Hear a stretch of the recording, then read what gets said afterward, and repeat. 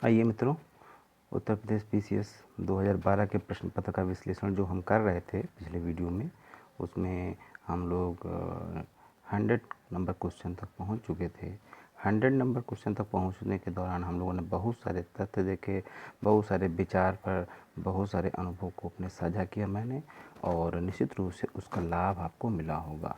अच्छा, एक चीज़ और है, प्रश्न नंबर 100 तक पहुंचते पहुंचते हम लोगों ने ये भी देख लिया था कि किस तरीके के प्रश्न 2019 तक आए हुए हैं, रिपीट हुए हैं 2012 के प्रश्न पत्र को देखते हुए, 2012 के प्रश्न पत्र को लाइक करते हुए। और ये प्रश्न नंबर 100 था जो कि समसामयिक से जुड़ा हुआ था। और प्रश्न नंबर 101 जो है वो देखिए, मैं जो पिछले वीडियो में आपसे चर्चा कर रहा था कि जो चर्चित पुस्तक होती है, आत्मकथा होती है, वो उत्तर प्रदेश में एक ट्रेडिशन के रूप में आती रहती है। और ये देखिए, ये प्रश्न यहाँ पे लखनऊ बॉय नामक शीर्षक से लिखी गई आत्मकथा किसकी है। फिर देखिए 102 question, 59th film fair award, राष्ट्रीय फिल्म पुरस्कार में सर्वश्रेष्ठ अभिनेत्री किसको घोषित किया गया है।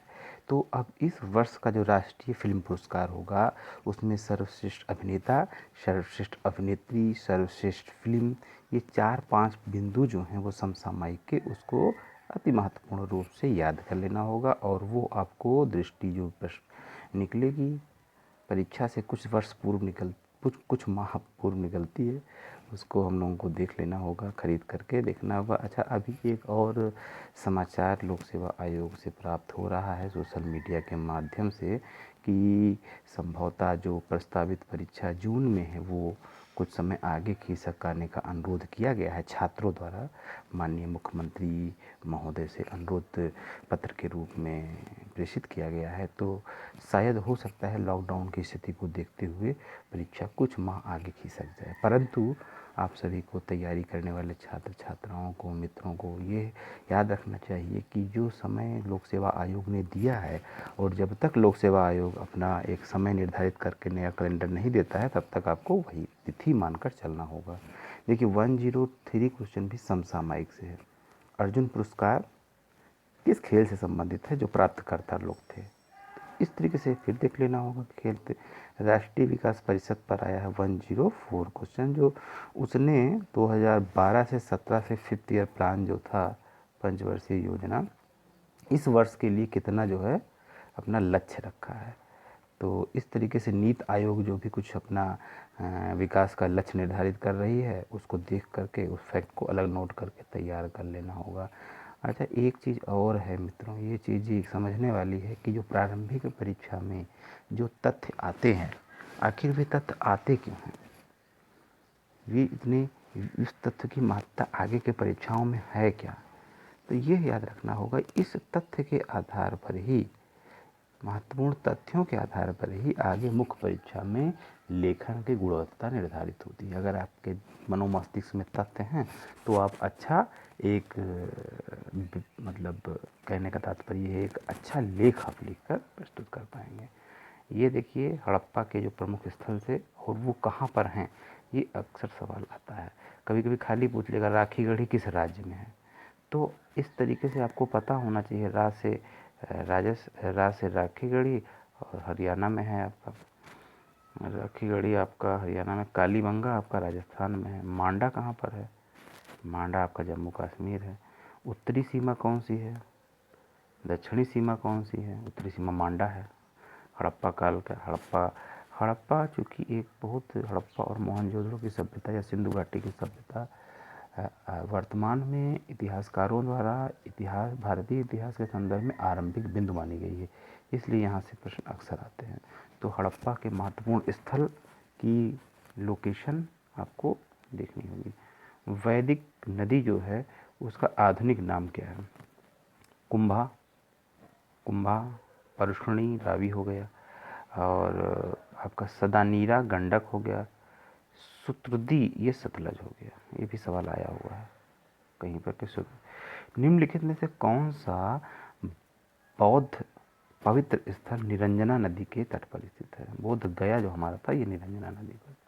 अब देखिए, पद्म विभूषण 2012 में किसे सम्मानित किया गया है, तो इस तरीके से प्रश्न, पद्मश्री किसको दिया गया, अगर जो चर्चित लोग होते हैं, अगर भारत रत्न किसी को दिया गया है तो समझ जाइए कि भारत रत्न तो आना ही आना है।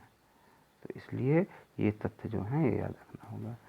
ये 109 में उत्तर प्रदेश विधानसभा में जो चुनाव हुआ था 2012 में, उसमें कितनी महिलाएं निर्वाचित हुई थी। इस तरीके के प्रश्न भी इसका एक परंपरागत प्रश्न है, कितनी महिलाएं निर्वाचित हुई, या कोई बहुत महत्वपूर्ण व्यक्ति है जो कहीं से खड़ा हुआ था तो वो कितने मत से जीता, या जो न्यूनतम मत होता है अंतर, कोई मान लीजिए 100 वोट से आगे या 2 वोट से जीत गया, 5 वोट से जीत गया है। इस तरीके से जैसे अटल बिहारी वाजपेयी की सरकार एक बार यूनियन भारत सरकार जो सरकार थी वो गिर गई थी 1 वोट से, वो भी पूछ लिया गया था। अब 110 प्रश्न नंबर देखिए, ये जो इतिहास का प्रश्न है, ठीक है, इसको देखना होगा। देखिए इसमें कुछ होता है, कुछ एक पुस्तक जो याद हो जाता है, जैसे मुद्रा राक्षस विशाखा दत्त ने लिखा है। अब इसमें देखिए नहीं है, पढ़ने का और भी ध्यान देना होगा, नहीं सुमिलित है और तो उसे मार देंगे। सौदरानंद अश्वघोष, अच्छा मालविका मित्र ये कालिदास ने लिखा है। कर्पूर मंजरी आपका खर्च ने नहीं लिखा, राजशेखर ने लिखा है। पुंडवर्धन ये उत्तरी बंगाल में था। एक चोल राजा था जिसने कि श्रीलंका को पूर्ण स्वतंत्रता दी और सिंघल राजकुमार के साथ अपनी पुत्री का विवाह कर दिया। कुलोत्तों के फैक्ट है। महाभारत के तेलुगु अनुवाद किसने किए, ये बहुत ही टिपिकल क्वेश्चन है। इस तरीके से क्वेश्चन रेयर होते हैं, आते हैं और जानकारी तो होना चाहिए कि महाभारत का तेलुगु अनुवाद किसने किया, रामायण का बंगाल में अनुवाद किसने किया, कृतवास। तो इस तरीके से तथ्य हैं, इसको तथ्य को पता होना चाहिए। किसके सिक्कों पर बगदाद के अंतिम खलीफा का नाम अंकित हुआ। अब देखिए भारत में भी जो 1526 से पहले जो शासन थे, मुस्लिम शासन थे, वो भी कहीं ना कहीं आपके अरब के ही खलीफाओं के उसके द्वारा गवर्न होते थे।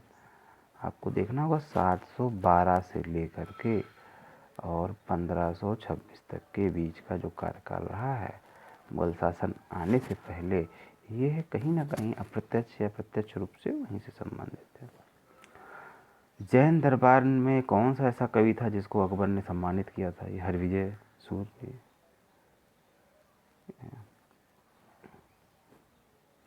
आप देखिए अशोक के समकालीन तुर्मय का राजा कहाँ था, ये सवाल 2 बार रिपीट हुआ है।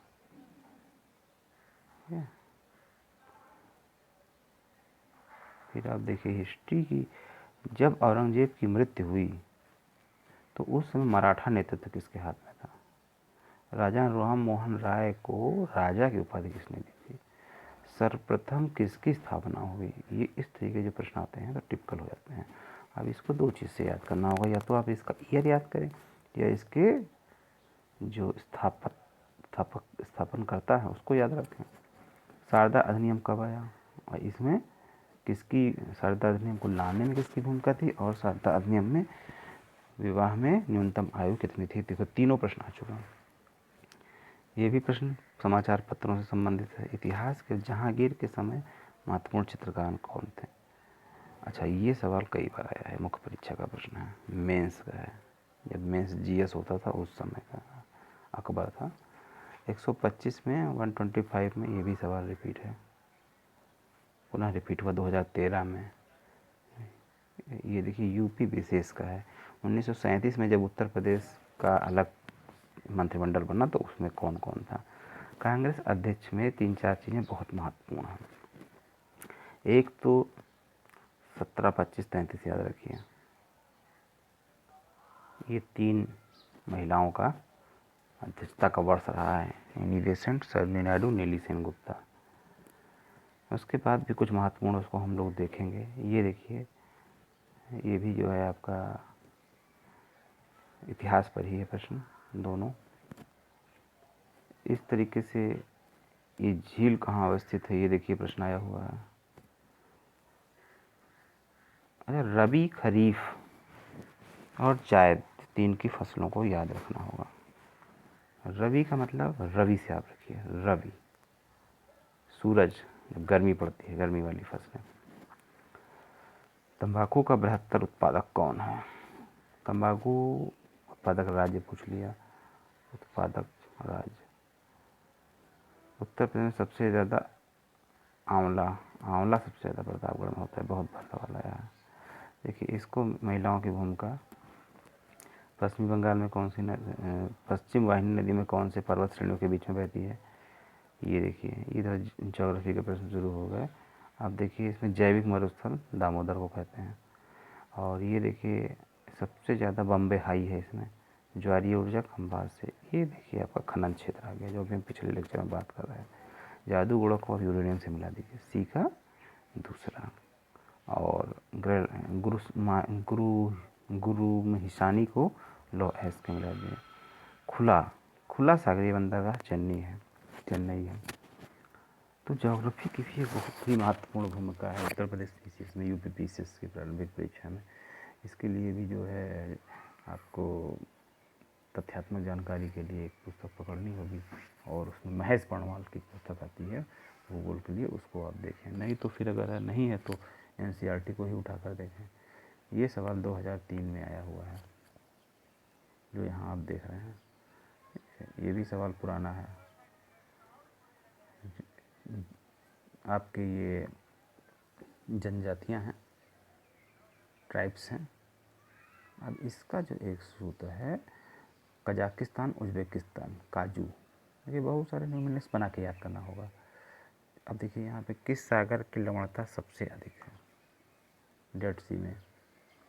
हीरा का सबसे बड़ा उत्पादक, लोहा का सबसे बड़ा उत्पादक, कांपर का सबसे बड़ा उत्पादक, जिंक का सबसे बड़ा उत्पादक, गोल्ड का सबसे बड़ा उत्पादक, ये सब याद रखना होगा।